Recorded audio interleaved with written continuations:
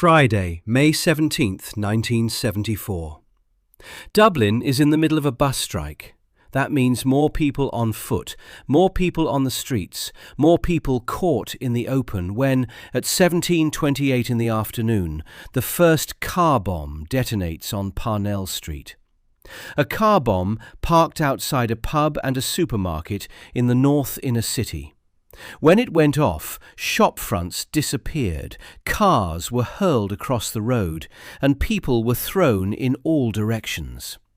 One survivor described a big ball of flame coming straight towards them, whooshing up everything in its path. At 17:30, a second bomb detonated on Talbot Street, running parallel to Parnell Street. This one was parked at number 18, opposite Guinea's department store, opposite a crowd of young women making their way to Connolly Station to catch trains home for the weekend. 12 people died outright. 2 more died from injuries in the days and weeks that followed. 13 of the 14 Talbot Street dead were women. At 17:32, a third bomb exploded at the junction of Nassau Street and South Leinster Street, beside the railings of Trinity College and a few hundred metres from Leinster House, where the Irish Parliament sat. 2 women were killed where they stood. 3 bombs in 4 minutes. No warnings for any of them.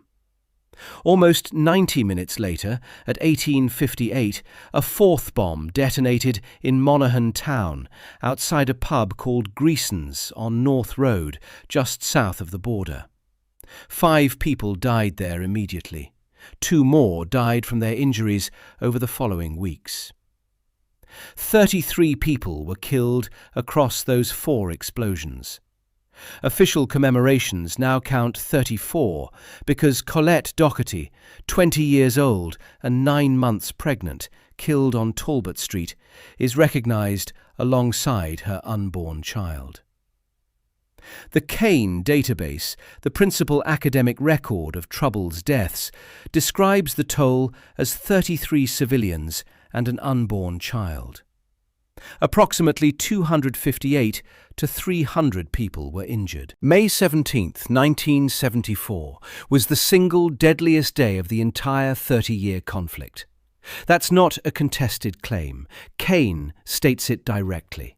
The BBC confirmed it in its 50th anniversary coverage in 2024.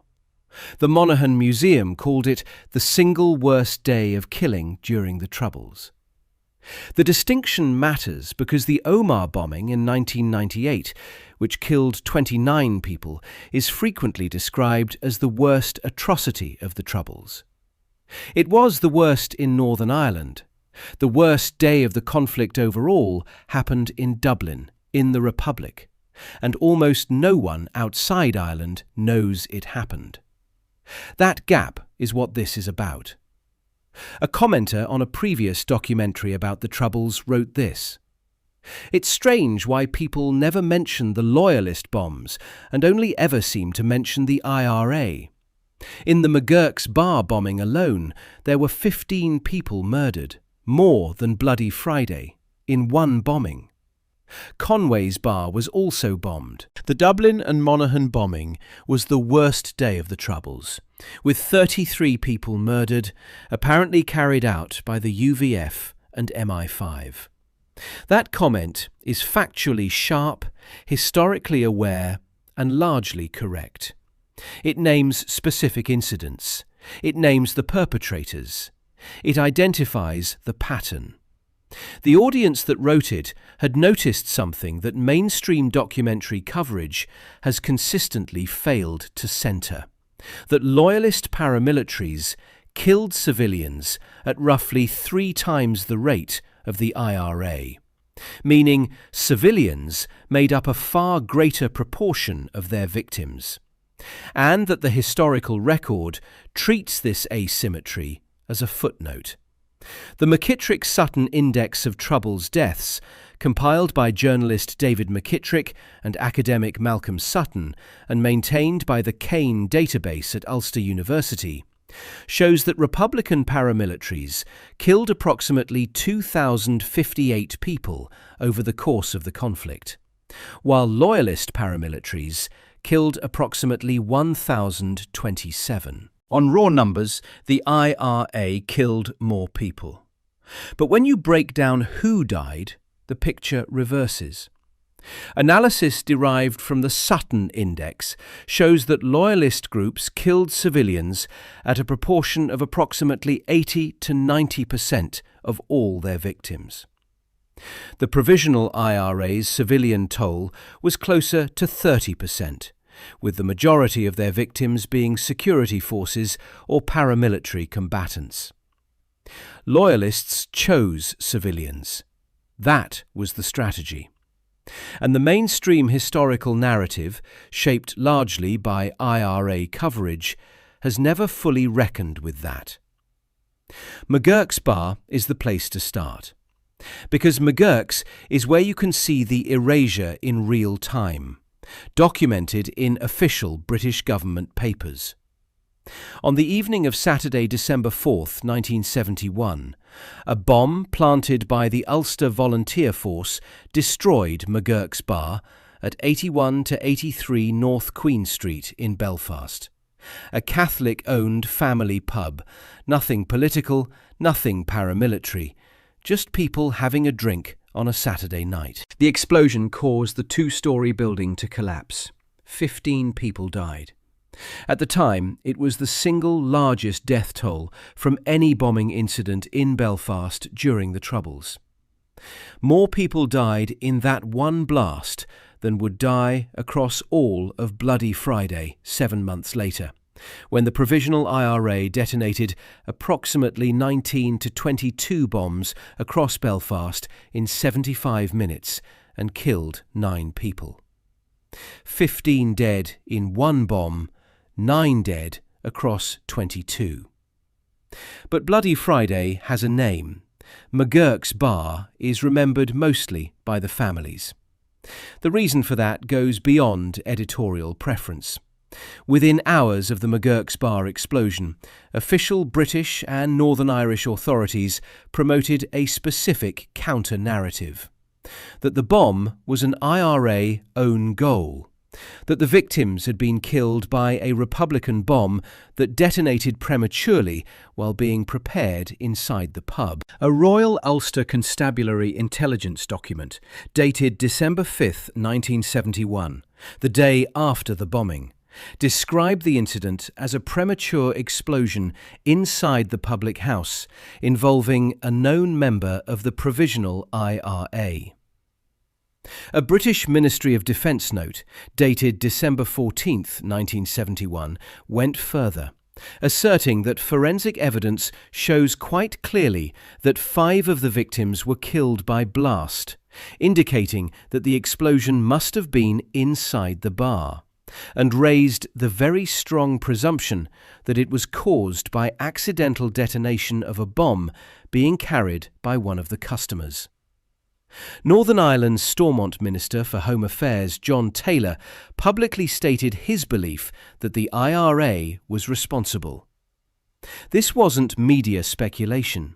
These were official government and police positions, documented on paper, that blamed the victims for their own deaths. In 2011, the Police Ombudsman for Northern Ireland published a historical investigation report into the original RUC investigation. The Ombudsman found that the investigation showed investigative bias because it was predisposed to the view that the IRA was responsible. Police had given selective and misleading briefings to government and media. The report explicitly stated that none of the victims were involved in causing the explosion. One person was eventually convicted, a UVF member named Robert James Campbell, charged in 1977 and convicted in 1978 for 15 murders and 17 attempted murders. He served approximately 15 years. The rest of the gang, the planners, the bomb makers, those higher in the chain, were never prosecuted. And for 26 years after the bombing, the public record largely preserved the IRA framing. That is what structural erasure looks like, not a lack of interest. A documented institutional decision to attribute 15 dead Catholics to their own carelessness. Conway's bar on Shore Road in Belfast was attacked by the UVF in March 1974, killing 2 civilians. These attacks built on a pattern that had been escalating along the border and into the Republic since at least 1972. By May 1974, the UVF was operationally active and experienced. The capabilities were there long before the Dublin Monaghan operation. Now return to May 17, 1974. Because the scale of that day can only be understood through the people who died on it. At Parnell Street, among the 11 killed, was an entire family. John O'Brien was 24 years old. His wife Anna was 22. Their daughter Jacqueline was 17 months old. Their daughter Anne-Marie was 5 months old. All 4 died together. At the same bomb site, a man named Edward O'Neill, 39 years old, was killed. His wife Martha wasn't caught in the explosion, but she was pregnant. Their child was later stillborn. At Talbot Street, Colette Doherty was 20, a civil servant, 9 months pregnant, killed alongside her unborn baby. A young French woman named Simone Chetry, 30 years old, had been studying English in Dublin and was due to fly home to Paris the following day. Her flight ticket was in her pocket when the bomb went off. Her family had survived the Holocaust. Antonio Magliocco, 37, was an Italian restaurateur living in Dublin who had come originally from Casalatico in Italy. 13 of the 14 Talbot Street dead were women. Among them were 4 civil servants between the ages of 19 and 21, caught on the way to Connolly Station. At South Leinster Street, 2 women died beside the railings of Trinity College. One of them, according to the Monaghan Museum booklet, had written her wedding invitations the previous evening and was due to be married in July. In Monaghan, Archie Harper was 73 years old, a farmer and publican from Rockcorry. He had survived the First World War. He died in hospital 4 days after the bomb. Jack Travers was 28, had his own haulage business and was engaged to be married. Peggy White was 44, a mother of 4 who worked part-time in the cafe section of Greason's bar. Her husband Joe arrived at the scene immediately. He described the bar as follows. "I ran to the corner and saw the bar. Its windows are caved in and the roof has collapsed. I knew Peggy had no chance of coming out of there." These aren't abstractions. They are the proof objects the thesis rests on. Every one of them a civilian, none of them security forces, none of them paramilitaries. Every one of them going about a Friday afternoon in 1974. No one has ever been convicted for any of it. The organisation responsible was the Ulster Volunteer Force. The UVF claimed sole responsibility in July 1993, following a Yorkshire television documentary, Hidden Hand, The Forgotten Massacre, that named the UVF as the perpetrators and alleged involvement by British security force personnel. The UVF statement said that to suggest the UVF weren't capable of carrying out such an operation was an insult to their patriotism and their ability. The 1974 UVF was a specific historical entity with a specific operational record. It wasn't the same organisation in structure or personnel as contemporary loyalist paramilitaries. Its roots went back to 1966, when a revival of the organisation under Augustus Gusty Spence began a campaign of sectarian attacks on Catholics. By 1974, hardliners had taken control of the brigade staff, and the Mid-Ulster Brigade, based in the Lurgan and Portadown area, was among the most active cells. According to UDR Declassified, Billy Hanna, a sergeant in the Ulster Defence Regiment, led the UVF's bombing operation on May 17, 1974. This comes from a single published source and isn't unambiguously confirmed in the public text of the Barron Inquiry Report, so it should be understood as what the available investigative record suggests rather than a courtroom finding. One detail about the UVF's legal status on May 17, 1974 isn't disputed. The UVF wasn't proscribed on that day. The organisation had been banned in 1966. The British Secretary of State lifted the ban on April 5, 1974, 6 weeks before the bombings. The UVF was deproscribed in Northern Ireland, operating legally, at the moment it planted 4 car bombs and killed 33 people in the Republic of Ireland. It was subsequently re-proscribed after the attack. The bombings occurred on the 3rd day of the Ulster Workers' Council strike, a loyalist and unionist general strike opposing the Sunningdale Agreement, a power-sharing executive that included nationalists and, critically for its opponents, a proposed Council of Ireland that would give the Republic a consultative role in Northern Ireland's governance. The strike brought down that executive on May 28th, 11 days after the bombs. The report of the Independent Commission of Inquiry into the Dublin and Monaghan bombings, the Barron Report, concluded that the attacks were a reaction to the Sunningdale Agreement and the prospect of a role for the Irish government in Northern Ireland affairs. The Barron Report. This is the institutional spine of everything that follows. Mr. Justice Henry Barron, a retired Irish Supreme Court judge, was appointed in January 2000 to lead the Independent Commission of Inquiry into the Dublin and Monaghan bombings. He delivered his completed report to the Taoiseach on October 29, 2003.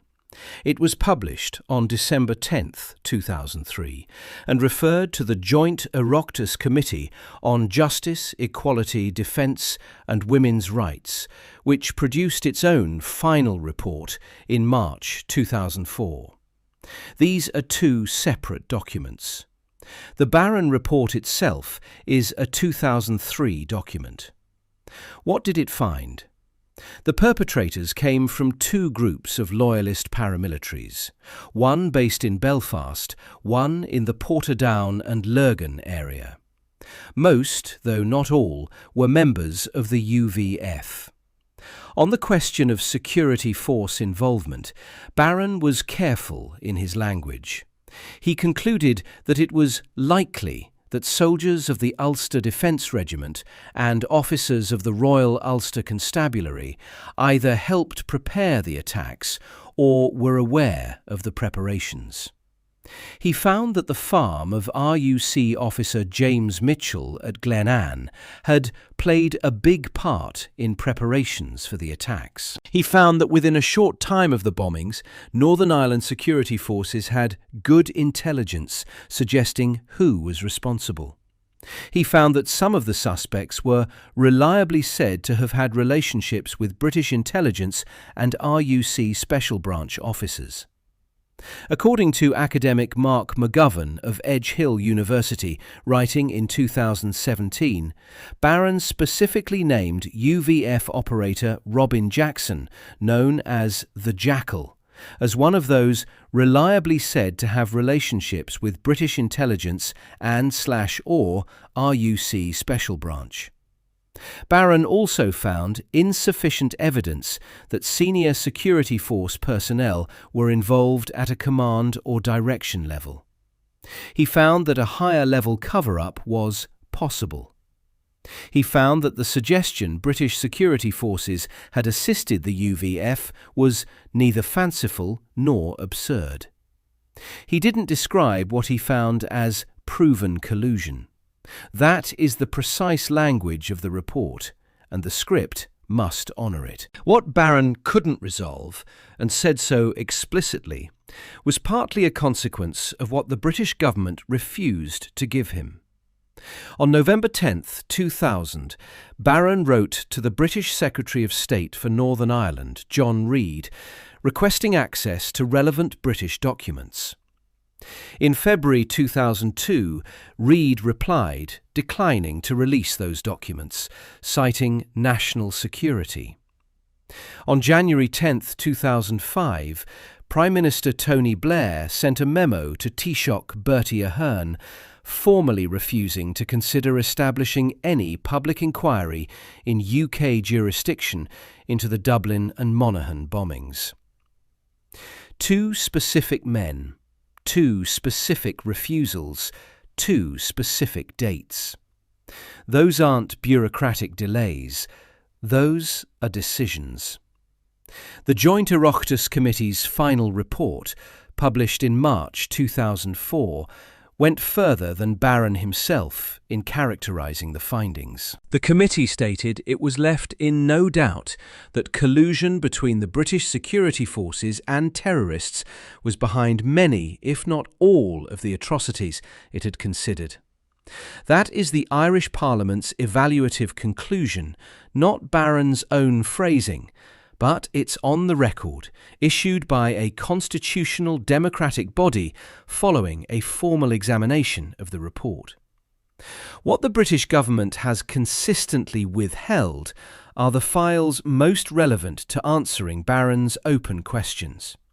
RUC Special Branch records, British Army files connected to the Glenanne network, Ulster Defence Regiment records, and intelligence service documentation.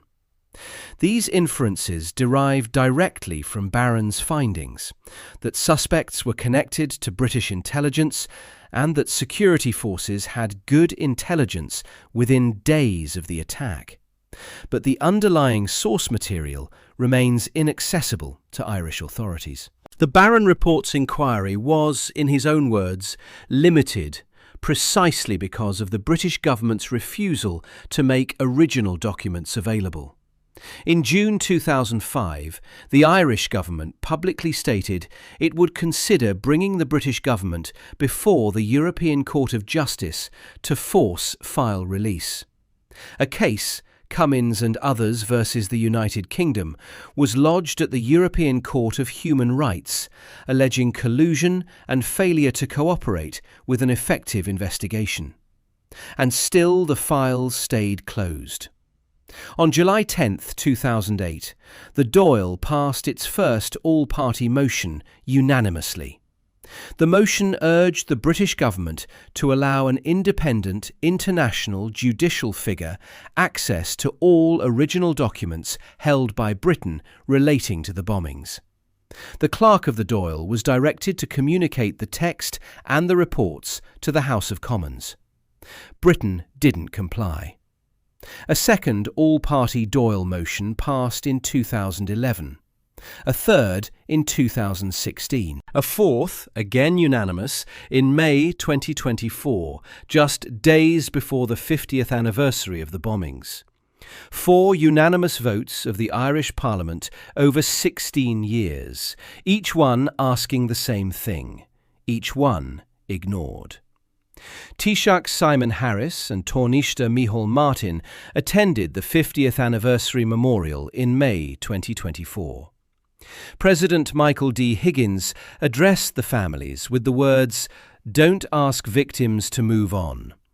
Justice for the Forgotten, the campaign group representing the families, was formed in 1996 and has been lobbying for accountability ever since. They met with the British ambassador in 2012 and proposed a scheme whereby an agreed independent assessor would review the relevant British documents. A follow-up meeting was scheduled for November 2013. The British side cancelled it. As of 2025, no one has been convicted.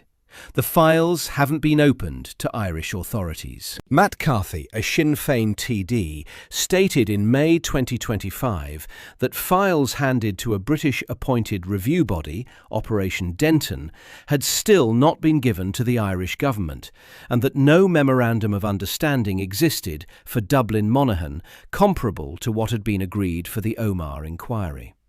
Operation Denton, an extension of John Butcher's Operation Canova, published its findings in December 2025 and concluded there was no evidence of collusion between the British state and loyalist paramilitaries in the 1974 bombings. Justice for the Forgotten formally disputed this finding. The review simultaneously acknowledged clear evidence of collusion in other Glenanne gang attacks. Crucially, the review was conducted under British auspices, without equivalent Irish government access to the underlying files.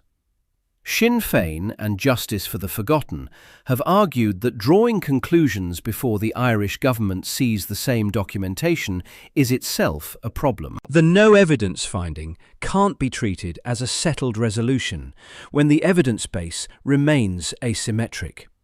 That distinction matters. The argument here has never rested on proving beyond reasonable doubt that British intelligence operationally commanded the Dublin and Monaghan bombings.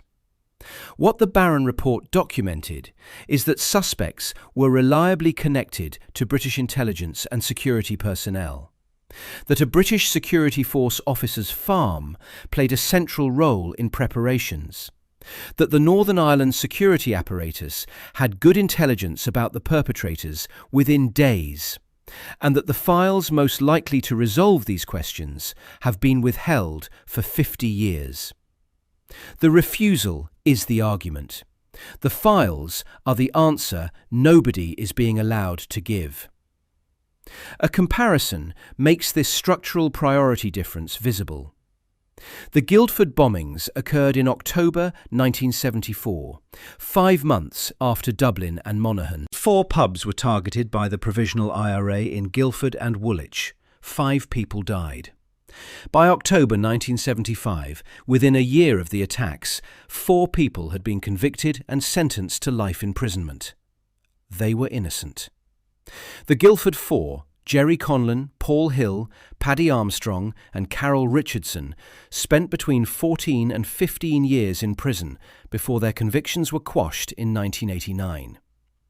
The Birmingham Six, wrongly convicted of IRA pub bombings in 1974, were freed in 1991 after 16 years. The institutional speed applied to IRA attacks on British soil was remarkable. Wrong in those cases, but remarkable. The conviction machinery moved within months. The political priority was absolute. The wrongful convictions revealed just how hard that machinery was pressed. It imprisoned innocent people to produce results quickly.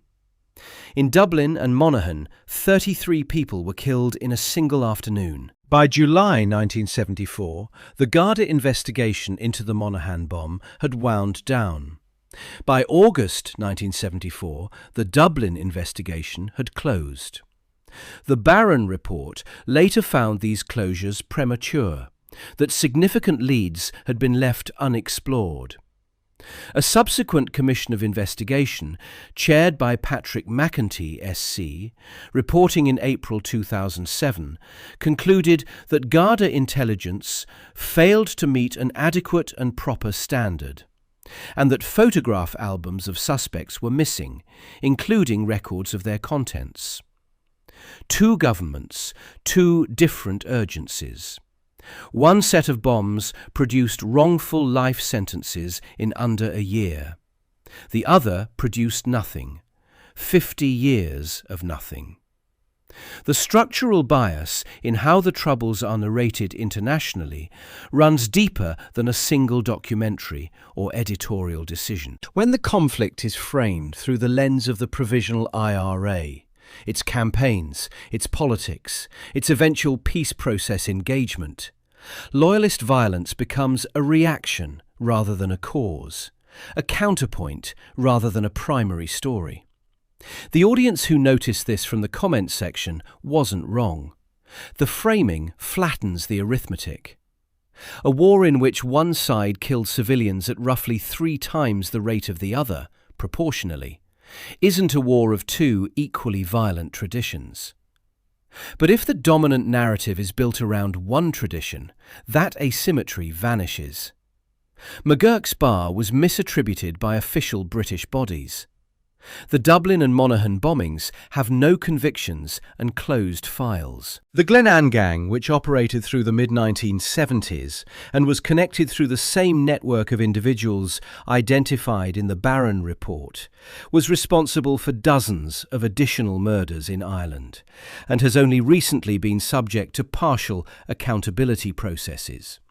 Processes which, when they touched Dublin and Monaghan, concluded without the Irish government seeing the same documents. The peace process. That phrase carries enormous weight in the context of Northern Ireland. The Good Friday Agreement of 1998 ended the large-scale violence. It established a power-sharing assembly, prisoner releases, police reform, and human rights protections. It was a genuine and hard-won political settlement. What it didn't establish was an overarching truth and reconciliation process for the 30-year conflict. There was no Truth Commission. The International Expert Panel on State Impunity in Northern Ireland, reporting in April 2024, found that state impunity in the conflict in Northern Ireland can rightly be described as widespread, systematic, and systemic. The 1998 agreement required peace. It didn't require accounting. The Stormont House Agreement of 2014 proposed legacy investigation mechanisms, a historical investigations unit, an independent commission for information retrieval, that might have begun to address unresolved cases. These mechanisms were never fully implemented. The Northern Ireland Troubles Legacy and Reconciliation Act of 2023 created a different framework, offering conditional immunity from prosecution rather than investigative accountability. The Irish government challenged it before the European Court of Human Rights. The Act's remit covers Troubles-related crimes in Northern Ireland and does not impose disclosure obligations on the British government toward the Republic of Ireland. The accountability gap for Dublin and Monaghan predates the Legacy Act and runs alongside it, separately. The most liked comment on the documentary that preceded this one came from a viewer who identified themselves as being from Belfast. They wrote, "From someone who is from Belfast and my own father murdered in the Troubles by loyalists, thank you for covering this. Love, live the peace process." That line, "Love, live the peace process," does not read as resolution. It reads as a demand dressed in gratitude. The peace process, as a political achievement, rests on a premise that the conflict is over, that its dead have been accounted for, that the ground it was built on is solid. For 33 families in Dublin and Monaghan, 34 if you count baby Doherty, that ground has never been solid. Archie Harper survived the First World War and died 4 days after a loyalist car bomb in Monaghan in 1974. He was 73. Colette Doherty was 20. Simone Chetrit had her flight ticket in her pocket. The O'Brien family, a father, a mother, and 2 daughters, aged 17 months and 5 months, are buried together because they died together on Parnell Street on a Friday afternoon. No one was ever tried for any of it. The British government was asked by Judge Henry Barron for the files. It said no, citing national security. It was asked by Prime Minister Blair's government for a public inquiry. Blair said no. The Dáil asked 4 times, unanimously, for an independent international figure to see the original documents. Britain hasn't replied in any substantive way. The most recent British-appointed review concluded there was no evidence of collusion, while the Irish government still hasn't seen the files that review was based on. Every year the files stay closed, the erasure isn't a passive accident of history. It's an active choice, renewed by the act of not opening them. The 33 dead aren't a mystery left unsolved by the passage of time. They are 33 people whose killers have never been held accountable because the evidence that might complete the record has been kept from the institutions empowered to use it. The peace process said the war was over. It didn't say everyone counted. If this kind of forensic history matters to you, subscribe. There's more to cover.